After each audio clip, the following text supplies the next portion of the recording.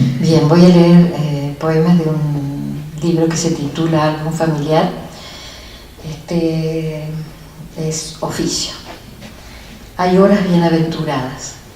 Festejo las figuras del polvo a contraluz, el sabor de la lluvia. Pero hay días oscuros que aguardan entre tanto con nombres y con fechas.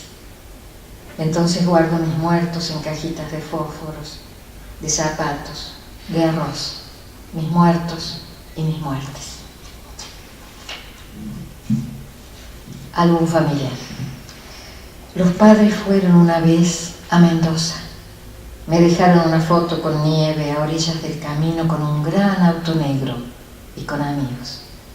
Me dejaron una foto con nieve y este frío. Aires. Ha llegado el olvido. Lo recibo en silencio, agradecida, pero me curvo como una hoja seca, porque el vacío pesa. Bueno, voy a empezar leyendo algunos inéditos que se titulan La cautiva, alucino.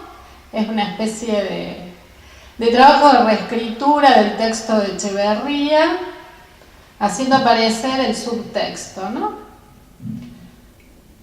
Bueno, tomo como epígrafe una cita de Echeverría que dice: solo en vano tal vez velan los que libertarse anhelan de cautiverio fatal. El desierto abierto cerca, visión entera de cautiva, la cautiva, alucina, una tribu errante en el desierto sublime, y maravillas, teros reales, liebres, videntes, dúctiles, ñandúes, arrogante potro, envuelto en polvo, porta aguda lanza, aquella alcanza a la China extraviada, arda. En el aura nimbada de la tarde, las bestias, refinados corceles de crines ondulantes, celan la suprema. En una celda ella cuenta los días de dicha, desdicha la trepa. Capullo mortífero donde, retenida, lejos, lejos del jardín de totoras y juncos. El vértigo de fogatas envuelve a la tribu, los cuerpos brillantes de lumbre sueltan sombras agitadas. Las sombras saltan, la fábula del corcel muestran. La erizada crin, perseguida luz, fuga hacia el horizonte, lo esperan, desiertan, el anhelo del trote. El desierto de polvo de los muertos ulula. El corazón vencido intacto, en el jardín de entierros, lágrimas de cristal. La delgada niña coronada de lirios, junto al padre y la niña de tiempo. El fulgor inalterable de animales nocturnos. La presa estima su vida, toda presa, vale el goce, apetecida, saboreada, sorbidos los líquidos hasta el derrumbe. La lumbre prepara suave carne, cautiva, de morosa sangre, pueril, amorosa, roja sangre. Bueno, hasta ahí. Marcelo, cuando me invitó, proponía junto a la lectura de textos propios hablar de un poema de la joven poeta Mercadal, de modo que me acerqué al libro Las aventuras de la piña monstruo, a sus ilustraciones, intentando seleccionar ese poema.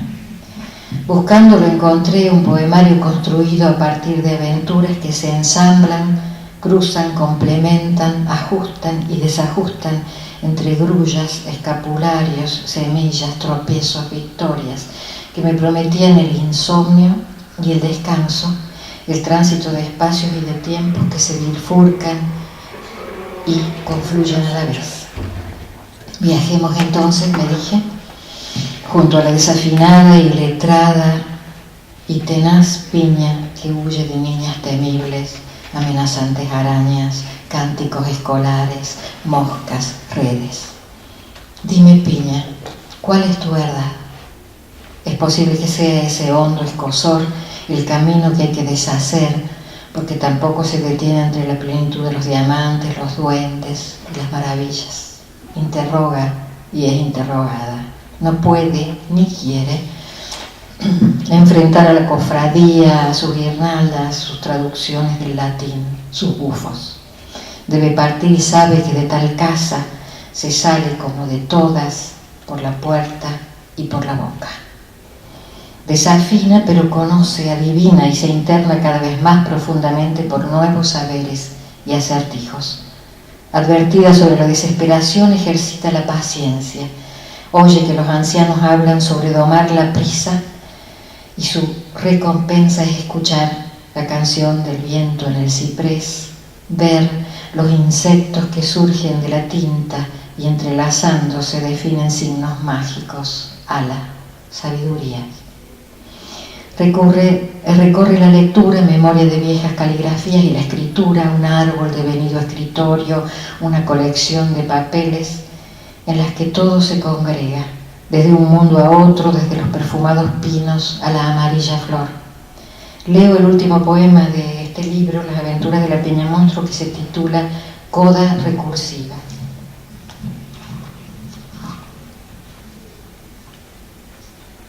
Espero que después la autora me diga si es así, si mi lectura coincide.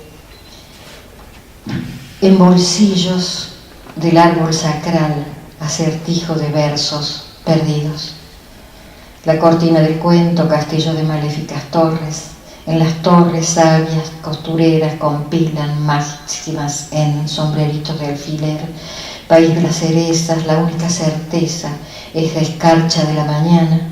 En los molinos sol al mediodía, en gajos convertido.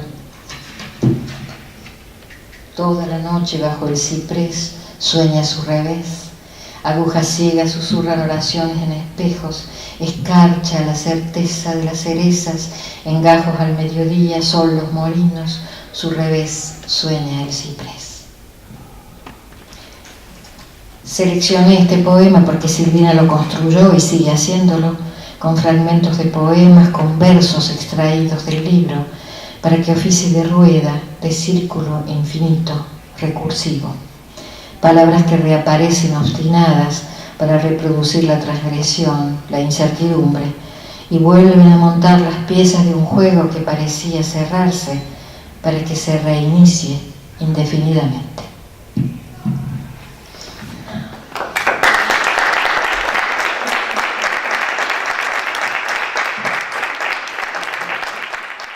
Voy a leer lo que escribí. Yo trabajé el poemario de Susana Detrás de las Máscaras, pero antes estuve reflexionando sobre el ciclo y, bueno, pensando un poco el título de Alberto Girri, El motivo es el poema, que me parece construye una especie de paradoja con ese título. Bueno, leo, dice, el título de Alberto Girri, El motivo es el poema, tiene una clave, una fórmula secreta, un pase mágico que espera ser descubierto. O si se quiere, es una suerte de paradoja que, como toda contradicción, contiene una trampa lógica, muestra una pequeña trama. El brujo colocó algo ahí para movilizar nuestra capacidad de caza en pleno desconcierto. Si, como dice el texto de presentación del ciclo, el motivo es un elemento de un patrón, una imagen o parte de ella, o un tema básico, es un modelo según el cual se reproducen otros objetos, nos podemos preguntar ¿qué motivo es el poema?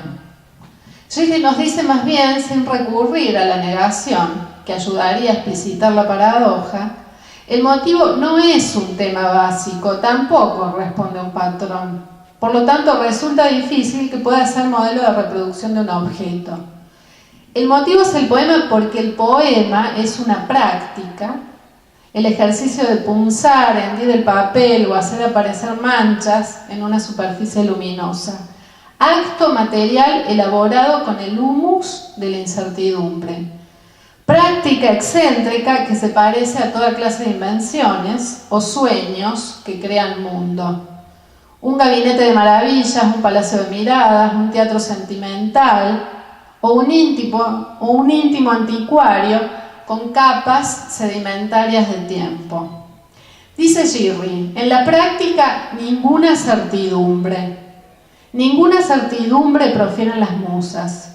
Quizá las musas son las guías algo espectrales de un recorrido nocturno, que se realiza bajo constelaciones lejanas de signos, sobre las que se proyectan preguntas, y no puede haber ninguna respuesta, sino el lenguaje hermético de las musas, y así un contacto tenso con el infinito. El motivo quizás sea emotivo, pero no vertedero de fantasmas personales, sino su transmutación, es decir, su conversión a una dimensión del psiquismo que no tiene límites, no puede tenerlos, el misterio, aquello que hace vida, decía un poeta. En Detrás de las máscaras, Susana Kabuki muestra el desfile de una serie de figuras dobles, la persona y su máscara festiva. Aunque según la antigua etimología estas palabras forman parte del mismo campo semántico. Las figuras ingresan en distintas dimensiones donde el tiempo está en suspenso, o más bien hay un diálogo del presente con el pasado. El pasado es una astucia en la que ingresaron algunas personas amadas. El poema las invoca, habla con ellas, vuelve a acariciar sus rostros, los pliegues de una mano. En los poemas, las figuras dobles transitan en carrozas de carnaval. La celebración milenaria que recuerda el tiempo cíclico de la naturaleza y la pertenencia del hombre al caos, cosmos, al movimiento incesante de destrucción y regeneración de lo viviente, sagrado. ¿Qué personas hay detrás de las máscaras? El sastre, el herrero, el padre inmigrante, la niña, el amante, el acomodador de cine, la mujer de la despensa, la directora de colegio, la monja. Si tuviera que elegir una máscara, me quedo con la del sastre, del poema titulado Chino. Escribe Susana. Todos los días cose cerca del ventanal de la sastrería, para que la luz ayude a enhebrar las agujas y el riguroso corte de los moldes.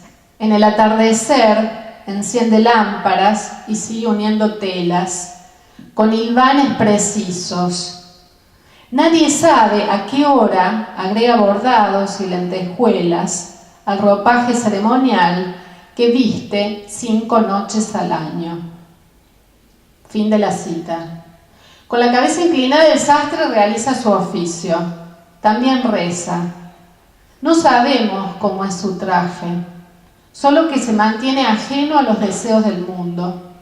Aunque se podría imaginar un traje ceremonial para la fiesta del resplandor puro en memoria de los antepasados.